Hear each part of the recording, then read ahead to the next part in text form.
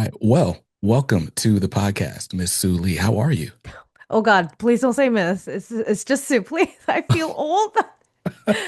I'm okay, all things considered. Very tired, but such is life. Thanks for having Gotcha. me. I'm very excited. No problem at all. And I'm here in the South, so we say Miss to everybody. No Oh, answer Miss. you know what? I was in Texas a few times now, and every time someone says ma'am, I get like, oh, I'm not a ma'am, but also like, oh, that's nice. So it's very conflicting as a city girl. Right? Where are you from originally? New York. Well, okay. I say New York because I've been here for like over 30 years, all my life, but I'm from Chicago, Illinois, Got you. born, but then I shipped to New York immediately. Got you. I'm similar. I was born in Miami, Florida. My parents were on vacation. And Ah, so I grew up very in North good. Carolina, never lived in Miami. So, Yeah, I've never lived in, well, lived, right? Like, but I've never really lived in New York, in Chicago either. So that's really funny. right.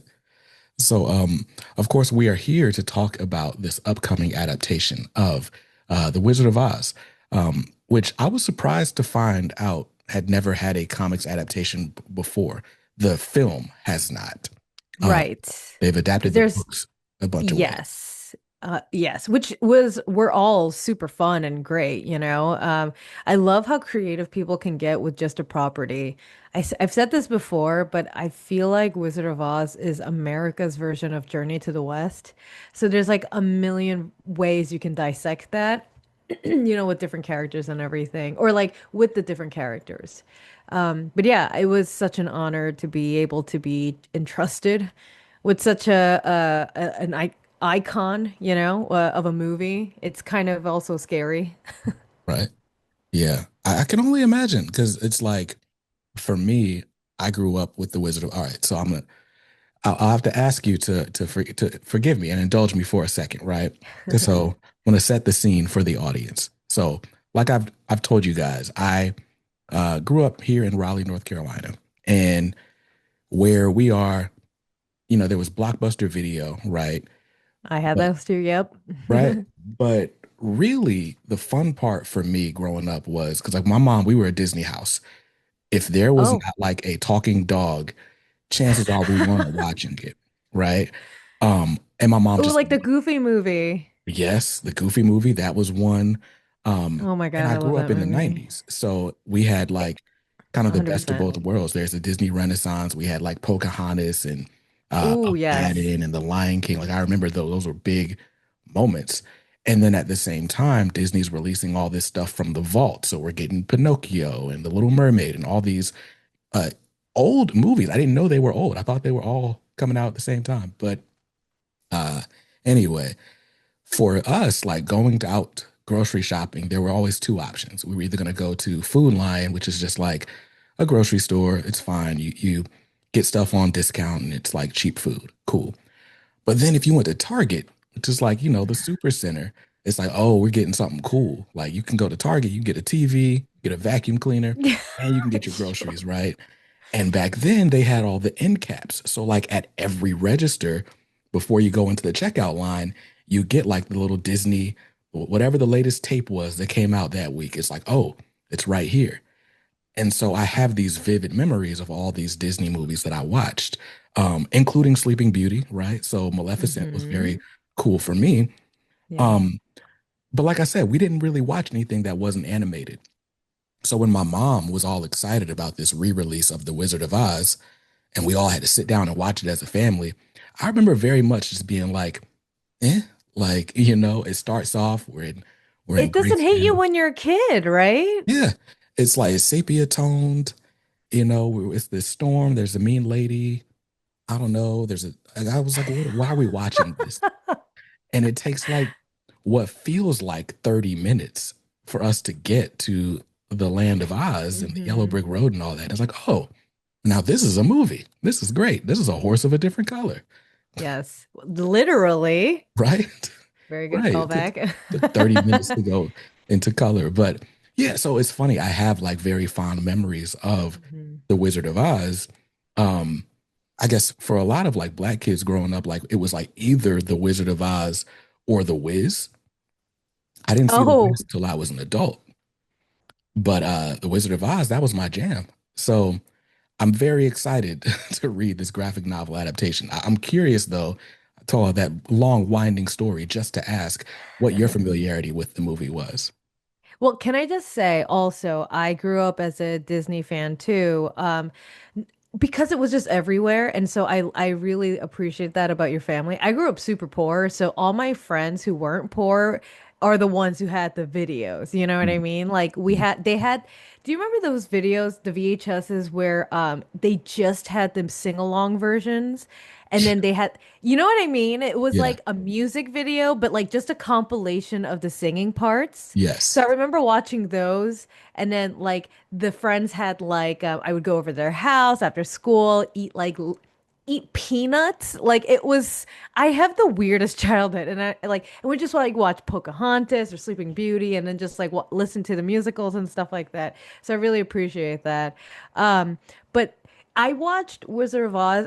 I think when I was in elementary school because they had it was like auditorium. Like I didn't really get to watch a lot of movies until I was like maybe like 11 when we started doing like video. Like I grew up in Queens, which is kind of like it's like, you know, the outer boroughs of New York, Mhm.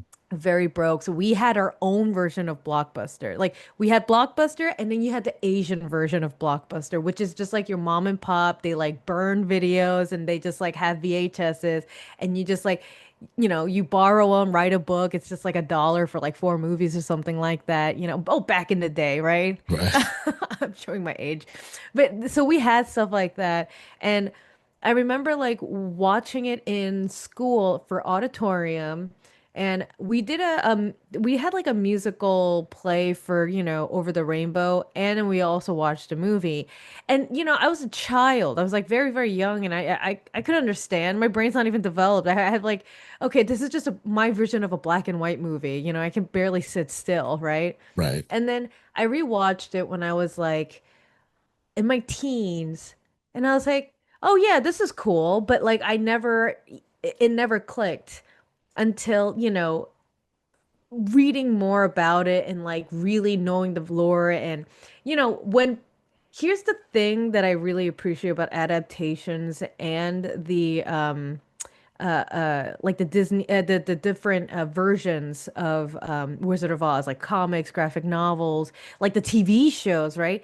Mhm. Those are the things where they make it so interesting. And now I have an appreciation for, okay, I can kind of see why people do take original IP and kind of like twist it again and do something fresh, because for people who didn't grow up on it or didn't really appreciate it, it made me want to go back and watch the Wizard of Oz movie. Mhm. And it makes me want to read the books as well, right? And so watching the movie again, I was like, as an adult, fully formed adult with like functional emotions, I was like, this movie is amazing. Like, Mhm. what a wonderful movie with like wonderful characters. And it made me cry, you know? It's just like so beautiful. And it's just, it's for the time, it's incredible, you know, and so relevant. Like, I've said this to everyone, but like, even though it was like made in 19, that was in the middle of World War II. It's Mhm. like it's the topic, like even the politics of it is so relevant now, right?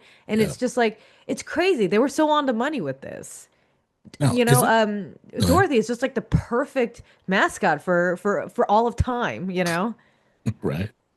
Now, is it true that The Wizard of Oz is like the first color movie? Is that I a think thing? so. The first Technicolor movie, Yeah. I think. Yeah, it's just insane. It's like the technology for that is not even there anymore, you know, or something. It's just amazing.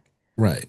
And so yeah, the Wizard of Oz definitely grew on me by the I guess the middle of the second act, right? And by the time it all ended, I was like, okay, this was cool. Um but yeah, the it is true. It's interesting, like just how many different adaptations there are of that story, right? Like, and I didn't even know again until I get into comics and like, first of all, I didn't grow up reading fiction like that. Like, I thought that like books were supposed to make you Mm. smart or whatever. So it's like if it wasn't a biography or a reference book of some sort. Like, I wasn't really reading like that. So to get into comics and it's like, oh, well, this is based on a novel or this is based on a movie. And it's like there's this rabbit hole that you go down. And I had no Mhm. idea until the Scotty Young collection came out I love that one. that there was even like anything else to base Wizard of Oz stuff on. And so you're right. It is Hmm. fun to see like the different iterations, different places people go with, kind of the same skeleton of a story. Hmm. Um, like the fact that The Wiz is a film adaptation from a Broadway stage play based on, loosely on the books. Like it's like we've got Wicked that just came out. Like there's so much Hmm. that has come from this one piece of fiction, which that's interesting. So, and I didn't mean to open up with so much on Wizard of Oz, so we're going to take a quick detour. Um, so, fun fact: this show had a different iteration. We lost a co-host, and so when we first started doing interviews again, our my first guest was a young lady named Sweeney Boo, My and best friend. oh, that interaction went just like that. We were talking about um just all the Disney Dynamite stuff. And I was saying, yo, I really liked the Maleficent book. And I go, by Sue. And she goes, Sue's my best friend. And it's fun. She it's funny. She interrupted me just like that, like, oh, my best friend. And ever since then, I was like, I gotta get her on the show too, just to tell her that story. Oh, I love that. Yeah, I love her so much. She's my soulmate. I love her. So but my introduction to your work was this Disney Villains Maleficent book. I think I may have seen like covers from you before then. Hmm. Um, but I guess I'll ask before I start gushing about your art. How do you describe yourself? Do you describe yourself as writer, artist, creative? How does that go for you? I thought you were gonna ask me like more about my life and my. I was like, oh God, I don't know what we have time for. I don't know what I think about myself. Okay, great. Phew. I I consider myself an artist and writer. Not Okay. in that order. It's just artist and writer. Got you. And so your book specifically, like, kind of opened me up to the idea that there can be like artists as writer, right? There's plenty of writer artists and there's plenty of artist writers. I'm not saying like this is a new concept by any stretch, but with comics, typically I'll kind of read them twice, right? Like you kind of go through, skim through all the word bubbles, and then you go Hmm. back to try to appreciate the art. And you might read it a few more times just to catch different details. And this book was among the first that made me just kind of, before even trying to digest the story, I'm just like, wow, look at these leaves. Like, look at this rendering. And Oh, thank you so much. oh yeah, no problem. I mean, you know what your art looks like. I guess I don't need to like show it to you, but No, no, that's very kind. Like I don't just say that. Like I know I say this a lot, but it's like truly that, truly, truly, truly in the bottom of my heart, that really means a lot to me. I mean, that's my life, right? mm, So the fact that people do that at all, I'm just like, I'm so grateful. Thank you so much. oh yeah, no problem. So, for those who have not read Disney Villains Maleficent, you should. It's out in trade paperback. I've got a hardcover right here. They're working on a Kickstarter for like a big oversized edition, which means I got to back a Kickstarter because I need this like oversized. Um, but what I like about Sue's art, I'm just going to talk about her as if she's not sitting right here, is like when I'm looking at it, it's like I can see like every brushstroke. And I don't know if you're working traditionally, if this is like digital, but like the sense the texture that you use and like this kind of the sense of value there is just really awesome. Like it's really there's a lot there. It's not like just I don't know, we say line work, right? But it's not just lines. Like there's splatters and it's like I don't know what you're using, but it's amazing. And then you're coloring this yourself as well. Yes. And that's amazing in and of itself. Like it's mostly like flat colors, right? At least this project is, with some rendering here and there. But like the flat colors help you appreciate the line work even more because it's like what you're seeing, everything that's kind of giving you a sense for depth is in those inks. And that's really cool because a lot of times you'll see, the colors have to put in extra work to try to define things. And the colors, I just love the palette. And I don't know if that's just because this is Maleficent and those are like, you know, her sort of standard colors, I guess. But there's so much about this that I like. And this was one of the first books that I read that really made me like have to try to come up with a vocabulary to talk about why I like it. Because Oh, it's like it's not enough to just be like the art is amazing. You need to look at the art. And then beyond all of that, right, the technicality of it, then there's the storytelling aspect. Because like I said, I used to like I will go typically read through all the word balloons, then go and read the art. There's a lot of this that is told like without dialogue. Like if there are a lot of just like sort of silent sequences. And it's just very natural. It flows really well. And it's like it's almost like you can hear it, like almost like watching a nature documentary at some points. Um, oh my gosh, and it thank you just so flows. much. Oh, so no problem. I'm So, embarrassed, but also like super, like, thank you. I don't know how to say thank you. The way I feel, mm, thank you is just like not enough of like the words. oh, So no I problem. appreciate that. Seriously. From a Disney fan, that means a lot. Yeah, yeah, because it. I don't. How do I put this? Right. So, shout out to my friends at Dynamite. I love you all. Right. When you see that there are these adaptations coming out, the first question I have is like, why? We don't need to touch this. Like the movie's the movie. It's great as 100%. is. What is this going to add to things? Right. And with this series specifically, it's just like it doesn't necessarily need to add. This is just let's just watch Maleficent exist, right? Yes. Like let's just watch her Yes. do what she does. It doesn't matter like where this is, like between her getting like kind of cast out of the thing and kidnapping Aurora. It doesn't matter. This is just let me be who I am. Whoever's going to challenge me challenges me, and they'll meet whatever end I decide they're going to meet. And I was like, oh, that is a very fresh approach. And it just allowed me to just kind of sit back and just enjoy it. Like I really enjoyed it. So, Yeah, and I just wanted to give like if Maleficent had a backstory that had nothing to do with the movies, I mean, this is like it has like the official stamp that Disney was like, this is great, this is good to go, so it has the thumbs up, but it's just like, I wanted to give Maleficent a life, mhm. just what is she? She's just bad. Right. This is like some of the adventures, like if a villain had an adventure instead of the superhero. Yeah. So I wanted it to just show her going through her version of hijinks, yeah, Mhm. I guess. I like that, like, it gives you the sense that she wasn't just waiting around for Aurora to turn 16 or whatever it was. Right. She still had a life even as all this stuff was going on. Like, it wasn't just, I'm going to go lurk in the shadows until it's time to go harass the kingdom.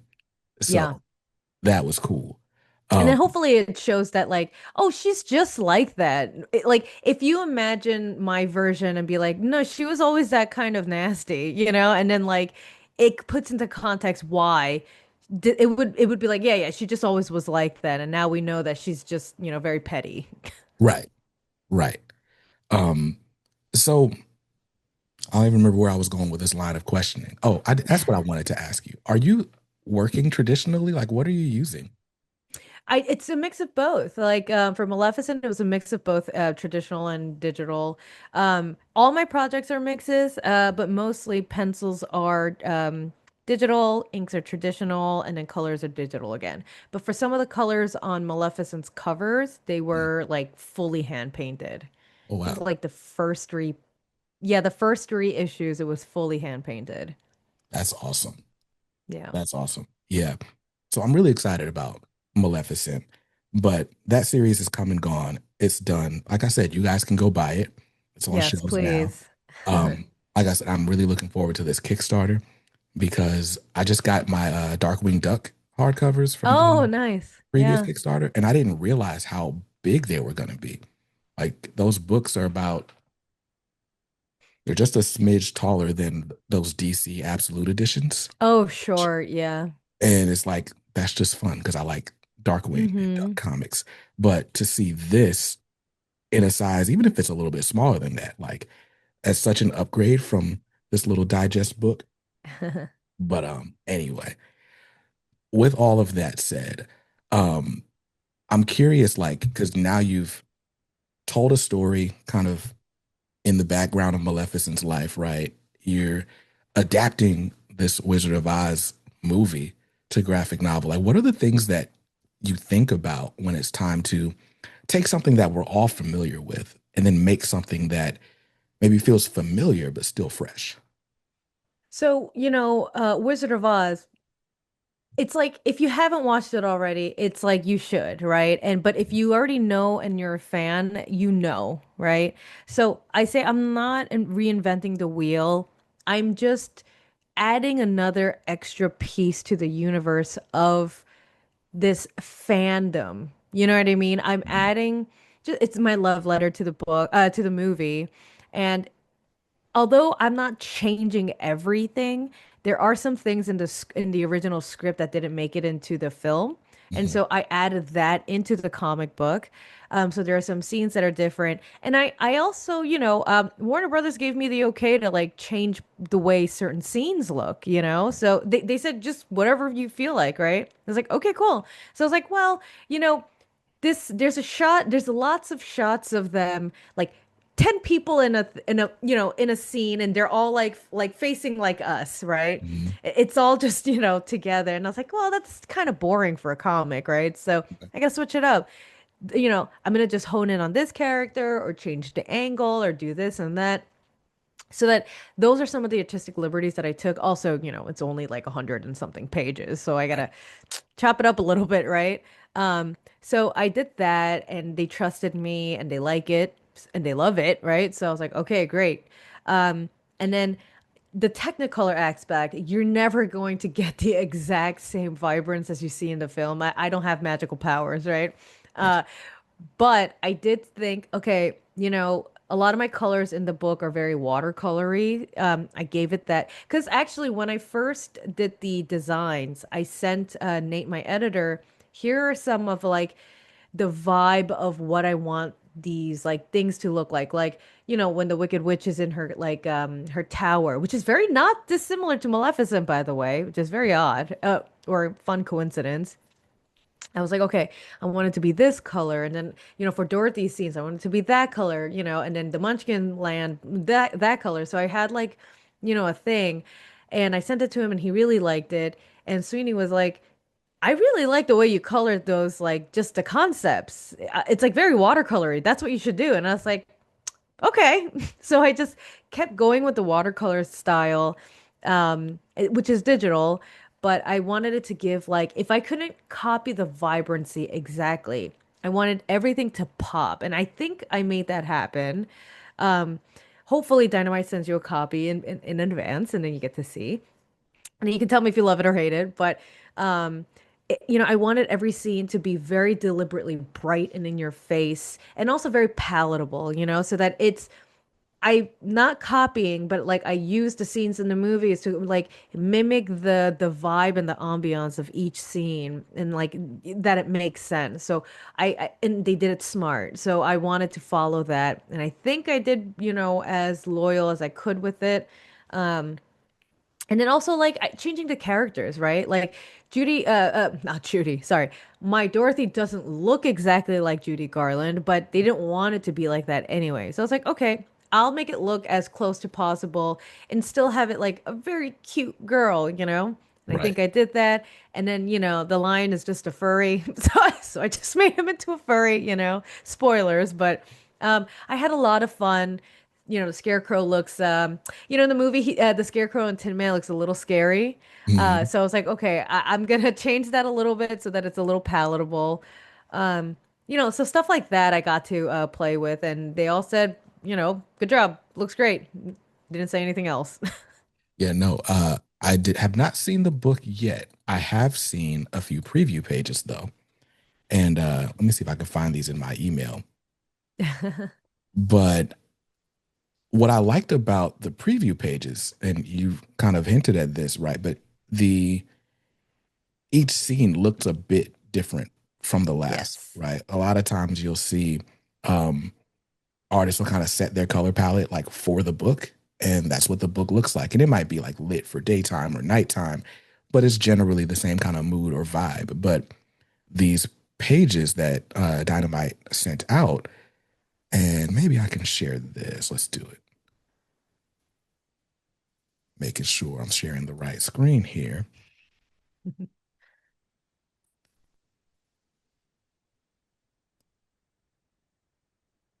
All right. There we So go. got this page. Let's see if Oh, I'm in the there right we way. go. Okay, cool. Now, all right. So I'll go back to this first one. We're seeing a Tin Man with a bunch of bees. I love this scarecrow. Oh, It's great. thank you. Yeah, I wanted him to look kind of like he looks different from the original movie, but I Mhm. thought this was like a very cute ragdoll like style, kind of like just something that's like a little patchworky, you know? Yeah, it almost reminds me of like if there was a Muppets Wizard of Oz. Yeah. Like I love it. I love the shape of the nose.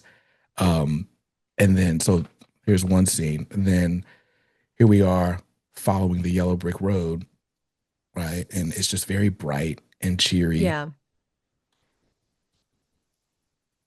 And then this must be like stepping out from the house or all the debris and then into Ooh, I'm not gonna spoil it for you. okay.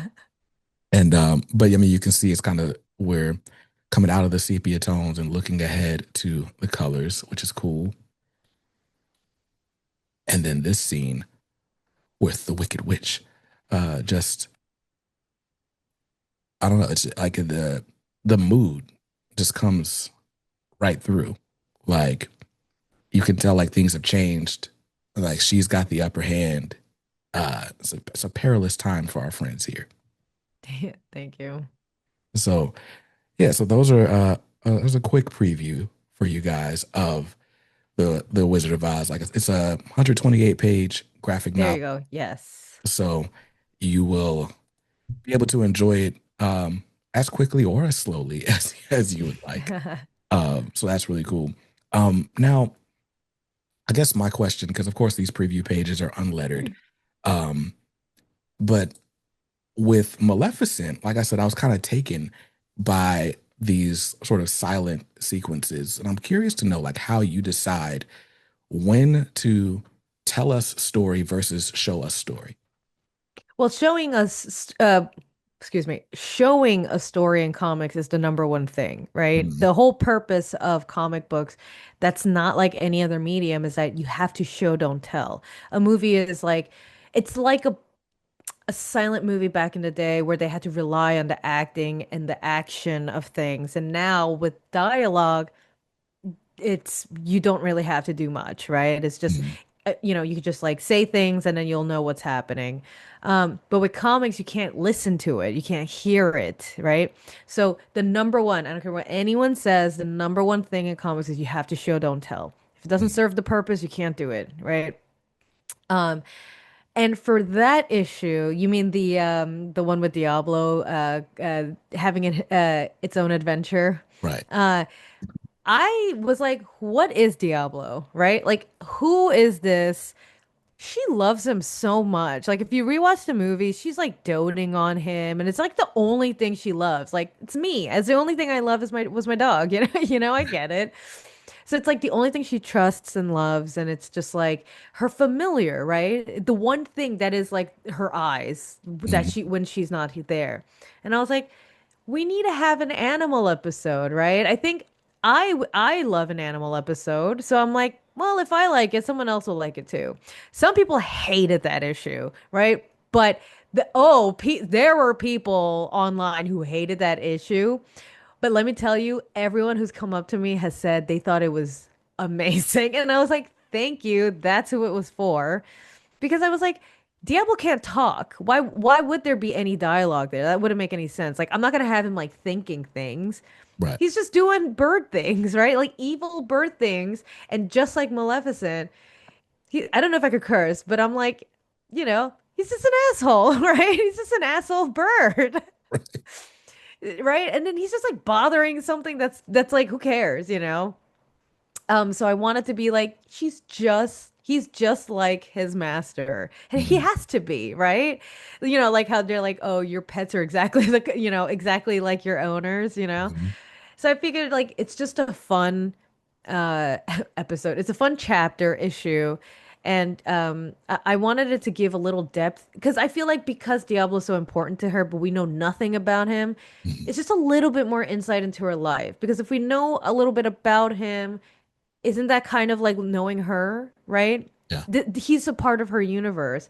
And so I wanted it to be like if there is no dialogue, it's super important to make sure that every action makes sense. Mhm. And hopefully it translated. I mean, there are some scenes where he's just flying, but it's very silent, right? And Mhm. that's what I wanted. Like if you were a bird flying in the air, there's like no noise, right? It would just be like just nothing in yourself, which I think is cool. I wish I was a bird, right?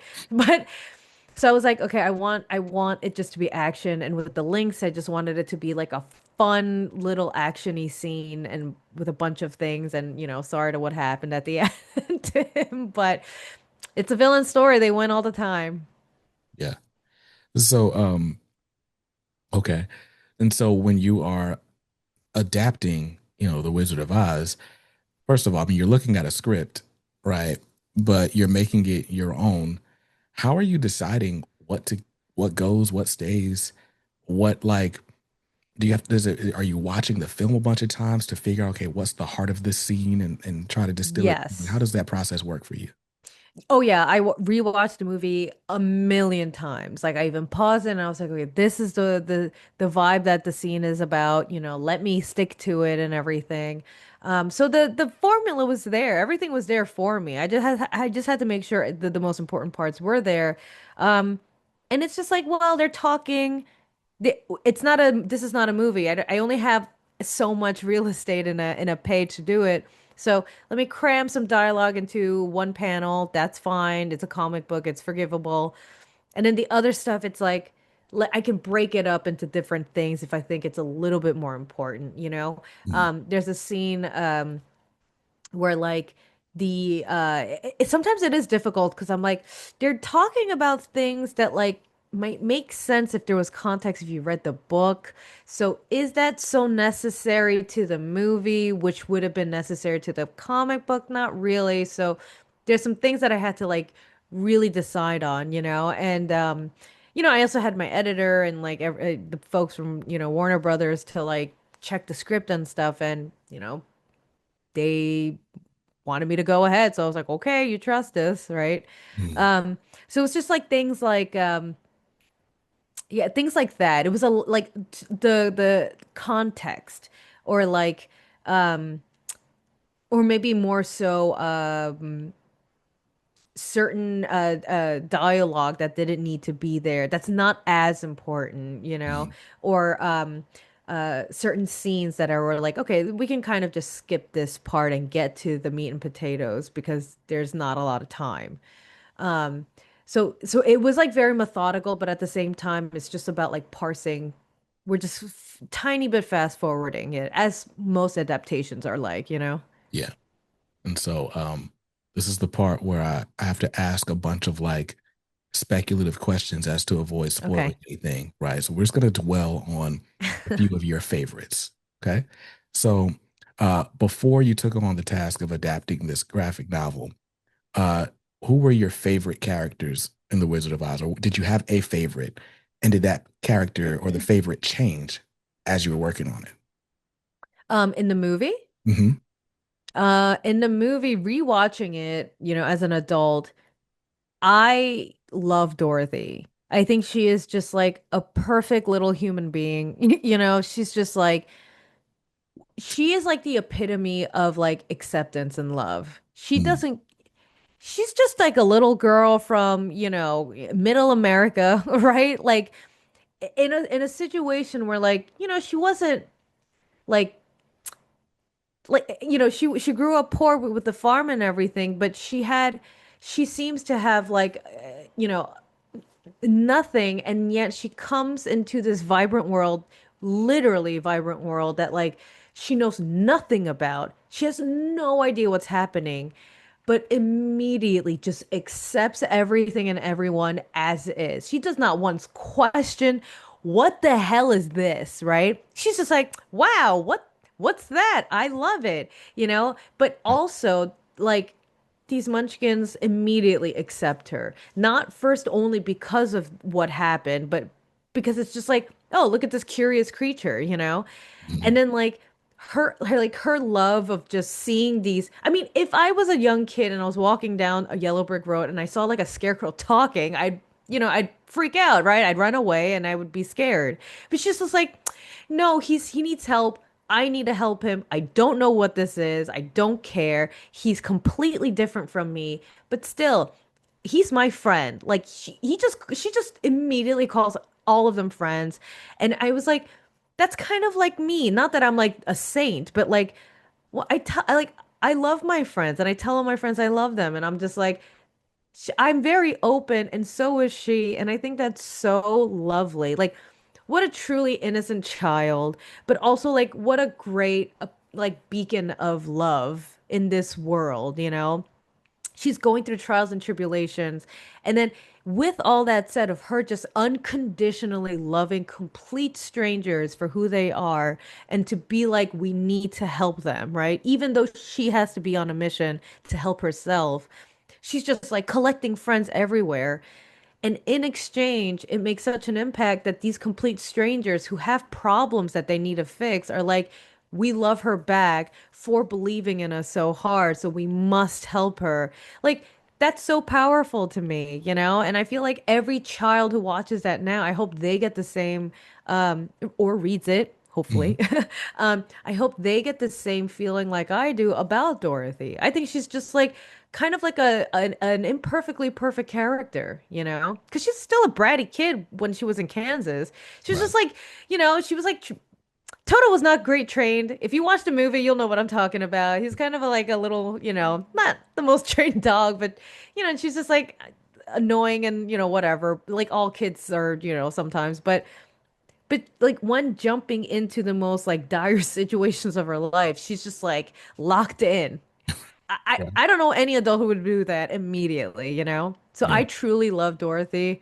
Um, and aesthetically, I love Glinda. She Mhm. just is like a drag queen personified. I think she is wonderful to look at, right? So Mhm. when I drew Glinda, I was like, I'm gonna make like the original, you know, the original Glinda in the Wizard of Oz movie. Her dress is insane and amazing. It's just Mhm. like a massive, it's just so like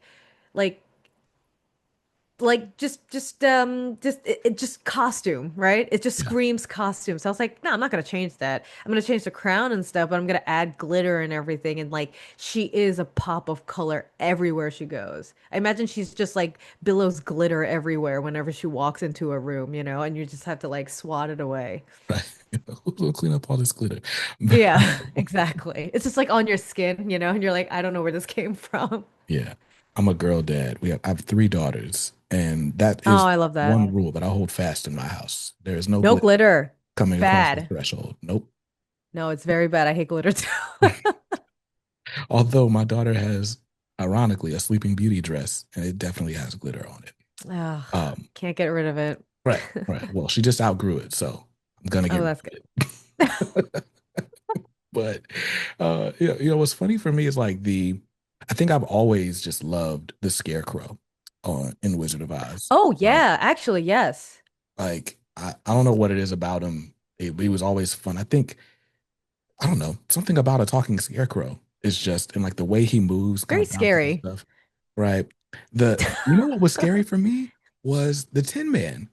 The Tin Oh Man my kind God. of Well, creeped me out as a kid. I mean, he looks frightening. Let's be real. He looks scary. Yeah, and then like when you first meet him, he's like not moving his mouth or anything, and he's just like, "Rah, rah, rah." And it's just like, okay, this guy's creepy. No, you know Lion what? is wild, Scarecrow is great. yeah, He like locked in. He just knew everything. He's right, like, this is exactly. He was like the other leader. It was when you rewatch the movie, he's just like, no, we got to get this going. It's right, incredible. yeah. For someone with no brain, Yeah, um, exactly. and then I think. watching Michael Jackson in The Wiz, like you fall in love with that Yeah. Scarecrow also, whole different movie, but it's like the movement, like Michael Jackson is like very much like clumsily bouncing around the world, but also like in perfect rhythm somehow. Uh, Yeah. so yeah, Scarecrow and all the iterations has always been my favorite. I think he is like a very cool character. Like he's just like a cool dude, you know? Yeah, Even though without a brain, he's just like the original actor. He never really falls on his own, you know? Like mhm. things happen, but he's always like dancing and just like being weird, you know? Right, right. They have to like pick him up a bunch of Yeah, times. exactly. But he's just Yeah. like, okay. He just goes with it. So yeah, that's funny. I like Scarecrow. And so it sounds like Dorothy was always your favorite and just continues to be through all these Yeah. rewatches. Nice. Um, is it time to admit that the old lady was right and that dog should not have been all up on her like that? Yes. Immediately when I rewatched that movie, I was like, okay, I don't know why she would take her reaction was insane. Okay, but you know, maybe it was a time, maybe it was like I don't know how Kansas works back then, but that was an overreaction. But yeah, Dorothy, what are you doing? Like, leash your dog. Right. Your dog's like, you know, friggin' the cat and the lady's out. What are you doing? Right. And she's scolding the old lady. Like, how dare you? You should I be ashamed of know. yourself. I mean, you know what's so funny though? But it's like if this was truly Dorothy's version, don't you remember as a kid where you just over exaggerate things, right? It's Yeah. like everything is so dramatic. So her reaction to it is just like, oh my God, which, you know, she wants to take her dog away. Okay, I would fight her too. Right. But, you know, it's just like, oh, this lady, she was a bully and she yelled at Toto. And it's like, yeah, little girl, obviously she yelled at Toto. He's being a maniac, you know? He's a little menace. But you know, I'm like, okay, you know, two wrongs don't make a right. Right. But at the same time, I imagine that like all that is just an overreaction of Dorothy's like of what was happening. I wonder if that's the interpretation or if I'm just like Hmm. softening the blow. Yeah. That's a good question. I haven't rewatched The Wizard of Oz in a minute, so I'll have to look. But speaking of interpretation, my next question was like, do you have a favorite, I guess, iteration of this story, whether it's one of the original novels or one of the many adaptations in film, TV, or other media? Hmm. I watched so many or read them when I was younger, so it's not like I remember much of it. I will be honest. And like rewatching Wizard of Oz, you know, in my 30s again was like, you know, how I had to refresh my memory as well. So this is like what happens, right? A property exists for like hundreds of years and then you like, oh, I don't need to watch it. And then you Mhm. just like kind of, right? And so it's like the same thing. It's like what was oh gosh, what was the W11 TV show version of like not Scarecrow, but maybe the Tin Man or something like that. There was like a TV show. There's like a bunch that I watched bits and pieces of, Uh, but nothing that like sticks to me, if that makes mm, sense. gotcha. Um, but Scotty Young's version, I remember reading that and like really enjoying too. Mm, yeah, I enjoy the art in The uh, style was, I mean, great style. right, Loved it. right. Um, I still have that book on the shelf. I should just read it. My life, and it is a series of books in a stack that I need to get to. Oh, I'm in the same club right now. So, um, a project like this, right, 128 pages. How do you go about making the time for it? Deciding, okay, I'm going to do this as opposed to some monthly series, or is it just, I'm taking this on and a bunch of other stuff too? Taking this on and a bunch of other stuff. I am the outlier. I am not, don't follow me. Don't don't think this is how other people work because I have a bunch of friends who are very good artists and they only do one thing at a time, which is, you know, completely fine and correct as well. I'm just a freak. I just like working on a bunch of stuff at the same time. I love working. I love drawing. I love writing. I'm, very lucky I get to do this. So I truly enjoy, doing too much. Mhm. And what would you say like your typical pace is like when it's time to put ink on a page or however you phrase that? It all depends. Like I can pencil a few pages a day, maybe like 2 pages a Mm, day, three max, depending on how difficult the page is. And then inking, I can do like 5 max of okay. inks or something like that, depending on obviously the page and how difficult it is. Um, but I like to juggle. So like I'll draw something, send it off, wait for the editors, then I'll work on something else while I'm waiting, and then it'll just be like a fine juggling act, you know? Yeah. Sometimes one of the balls slips out of place, but it's been working. Right. So these two projects we've been talking about today, right? You're the writer and artist on. Are you still taking on projects where other people are scripting? Yes. Okay.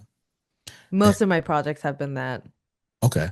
And so how do you kind of, I think I asked Sweeney the same thing. Like, how do you kind of switch back and forth between like, all right, this is like sort of wholly my vision, or I guess wholly my vision and the vision of a million layers of corporate ahead above me. But how do you kind of balance that or pull back on that and then work on someone else's type stuff?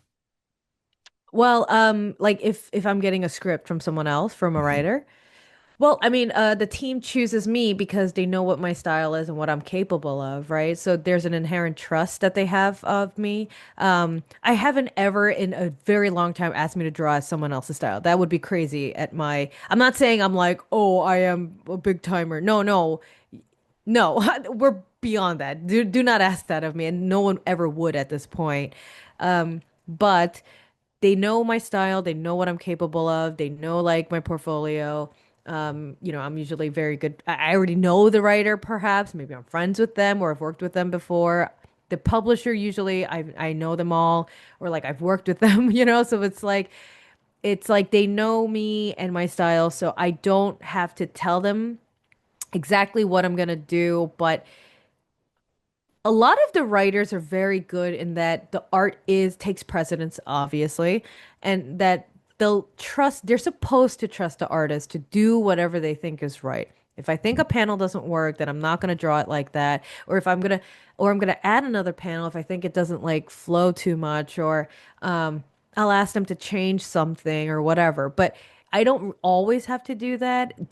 But if I do it, they'll understand that there's a reason why I did it, unless it doesn't like actually work on the story. Like, oh no, no, this is not actually how this is an important scene and you didn't do it the way we wanted. Not like that, but they'll be Yeah. like, no, we envisioned as something else. Okay, I'll work with you on that. No worries. But for the most part, no, they're all very trusting of you as they should be, all Right. writers. Um, and just leaving you to your superpowers and just imagining what they wrote in your head, which is Mhm. right, not everyone can do that. Yeah. I think if I remember correctly, when I talked to Sweeney, um, Cruella was her first time writing for a different artist. And we Yes, were talking about how exciting it was to like, send out a script and get back an art page. And it's like, oh wow. Like yes. sometimes it's like, okay, this is what was in my head. And oftentimes it's like, this is better than what was in my head. This is great. Like, Hmm. and it kind of just opens up this world. And it's like, okay, now we can kind of have a conversation and just be, you know, kids playing with action figures or what have you. Um, Yes. your art process, sounds a bit solitary, right? Like I guess by comparison, because you're penciling, you're inking, you're coloring. How is the collaborative aspect of it for you? Like, does it feel collaborative? Does it feel like, um, here's a thing I got to do, and let me go turn that in? Like, how does it? Is it like homework? I don't know. Oh, when you're drawing from someone else's script. Right. Yes. It actually does. It's not too dissimilar as like doing homework. So you get a pile of digital papers, you read through it, and like how you read it once and you read it twice. I read it once, get the gist of it, then I'll go back and like imagine. It's like doing math, but like imagination with art. Like I'll literally go through like the panels and be like, okay, this panel is what I imagined, that panel is what I imagined, the other panel. And then I'll slowly go from like one page, one panel at a time and like meticulously try to like panel everything and do it. So for a long time, it's just silence in my end. Like I'll just be working on it until a deadline, you know. Mhm. Until then, they won't hear anything from me unless I have questions like, hey, for this page, I thought blah, blah, blah. Hey, can you send me references to what you're thinking of?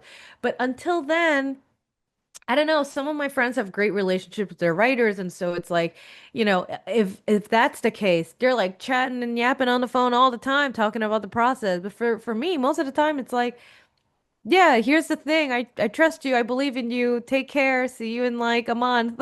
You know, and then I'll just like, okay, I'll do my best and, you know. And then the note stages is where people get a little bit more active. But yeah, pretty much it's like, here's your job. The writer did their job. Now you got to do yours. Okay, interesting. And so process. We've talked about like, you will pencil digitally, you'll ink it traditionally, uh, colors, you'll, do things. I forgot the answer, so I'll stop recapping. But I guess I'm curious to know, like, okay, because you can kind of do your job just by yourself. Like you play music when you're drawing. How do you get yourself in the zone? I force myself to get in the zone. It's work time, right? As Mhm. like as great as creative is, at some point you're just not gonna feel working, no matter how fun it is. You can like, you know what I mean? You could be Willy Wonka and you love candy, but you're like, oh man, I really kind of don't want to have to deal with candy right now. It's the same thing, right? Yeah, Don't really want to draw today, but I have to. Um, right? That's the fun, like the real adult answer is that like you got to force yourself to be in the zone. It's a job, right? It's yeah, a career. Everything is, right? No matter how much you love something, it's work is work, you right. know? So I have to be, you know, force myself to be in the zone. But for like everyday thing, I listen to politics. And then I watch movies or TV shows. Nice. Something has to be on in the background for me to work. Yeah, yeah. I've found over time that like I just work better with headphones on. Like, Mm, I mean, I got three kids, so I think that's practically that's going to be a thing. But I can also, imagine. it's just like when I finally, because I will do a million things, I'll be multitasking, like maybe something will be on TV or what have you. And it's like, I will look up and hours have passed. And then it's like, all right, now I have to lock in. Let's turn on some lo-fi Hmm. music, put on the headphones. And all of a sudden, I'm like, flash, getting work done. It's Hmm. insane how that works sometimes. Because And it's like sometimes I was talking about this with another friend, and I was like, when you're in the zone, you feel it. And I'm one of those people who are like, I have to continue on. I have a goal that I've set for the day, and I have to do it until my battery runs low. And yeah, only when I feel like, okay, I'm second guessing if I can continue on another page, I'm like, that's when I have to stop. But for the most part, I'm like, the battery's on, I'm charged, let's go. I'm in it. It's like a meditative state, right? You're just yeah, going, going, going. yeah. No. And again, just to bring it all full circle, right? Looking at your work, it shows. Like you can tell, like Oh, thank you. you're in a state and you're like, all right, we're locked in. And for what it's worth, like I don't know if we spend as much time as you spend on the table, but I certainly spend a lot of time just going back over it and over it. And so at the very least, it's I worth appreciate that. looking at it. Yeah, no problem. So I guess I should do the sensible uh thing and tell you guys when this book comes out. So The Wizard of Oz, the official graphic novel uh adaptation. This says official graphic novel of the film. I think that's an interesting title. Is out September 30th, 2025 via Dynamite Entertainment. And you can pre-order it right now. Looks like Amazon has it up for 17.99, which is quite reasonable. Um, I'm excited about it. Now that Thanks. you're done with it, what would you say was your favorite part of working on it? First of all, we also have a Kickstarter as well with different variant covers. Alex Ross did a cover actually. Oh, The pre-launch is on the Kickstarter website, and Kickstarter is like they did the projects we love kind of thing. So it's pretty easy to find. So it's like a cover from me, Jay Lee, Alex Ross and Eric Shanauer, and it's, you can get any of those variations, hardcover, blah blah blah. But yes, you can also get it at your local comic book shop, bookstore, etc. Um, and my favorite thing about working on the book, mhm. um, this is cheesy, working on the book, right? Like, what a what a bucket list and what a true honor to be able to do something like that, right? Like Yeah. it's such an iconic movie with such iconic characters, and it's like such a beloved like what's the word? It's very late at night right now. What's like it's Property. a property. Yes, thank you. We were psychically on the same page. It's such a beloved property that like I'm not reinventing the wheel. Of course not, right? It already exists. Mhm. But my hopes and dreams and goals for this book is that, like how like we when we were kids watched the movie and we're like, we didn't really appreciate it, right? I Yeah. hope this could be a stepping stone for people to like if you don't want to watch the movie or if you're like a little I don't want to watch it because it's already so old. I missed the boat. I want them to read the book and then give them the itch to read the movie, watch the movie. Mhm. You know what I mean? Because like, or the fans of Wicked who don't know anything about Wizard of Oz, I want them to give it a chance so that they go back to the movie. I just want this to be like the gateway drug to the actual real like movie, books, and the whole lore of it. Yeah. And if I can do that for like the newer generation, and if the fans of it already appreciate it, then that's all I could really ask for. Yeah, for sure. Yeah, no, this it looks amazing just from the preview Thank that I've you. gotten. Uh that Kickstarter, I'm even more excited about. I didn't even realize that was a thing. Uh Yes. so now I have to back it so I can get the Alex Ross cover because I was like, what? Okay. right, like when else are you gonna see Alex Ross painting the Wicked Witch of Hmm. the direction that the Wicked That's Witch right. came from? I can't remember. Is it the East or the East one died? It's the West, right? It's the Wicked Witch of the West, yeah. Wicked Witch of the The West. East is her good. And then can you blame the witch? Imagine like someone, okay, if you have not seen the movie, I'm spoiling it for you, but like imagine you're like my sister died, whom I love dearly apparently, and Mhm. her one thing, her powerful thing that's like passed down to family, right? As all heirlooms are.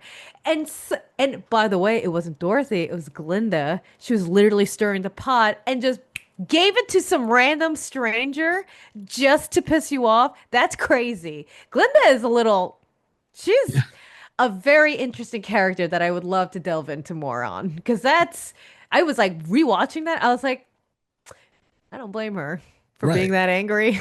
right. Like, killed my sister and you stole her shoes? Like, Yeah, I can't even revenge is, bury my sister in her shoes? yeah, I guess she's exactly. already buried. She's under the house, but still, like, Yeah, that's crazy. exactly. Spoiler alert, my bad.